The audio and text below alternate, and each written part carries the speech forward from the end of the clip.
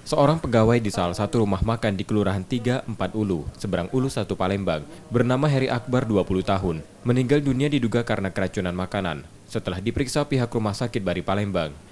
Dari informasi pegawai rumah makan yang akan membuka gerai Minggu siang, tidak mendapat jawaban dari pegawai yang menjaga gerai meski berulang kali dipanggil. Bersama warga, pintu gerai kemudian dibuka paksa, yang menemukan 3 pegawai yang berada di dalam dengan kondisi tak sadarkan diri. Ketiga pekerja tersebut kemudian dibawa ke Rumah Sakit Bari Palembang, namun salah satunya dinyatakan meninggal dunia, sementara 2 lainnya Imam dan Dika kritis. Dia mungkin hari-hari memang tinggal di sana kan untuk ngurus dari waktu ke waktu ya, di rumah makan tersebut. Nah, jadi pada malam itu kan listriknya padam.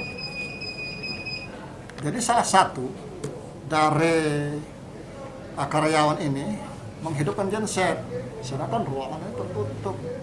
Dia ada di situ. Nah, sementara dugaan itu kan, baik yang pingsan tidak sadarkan diri maupun yang meninggal, ya, itu karena terhirup asap genset. Ya.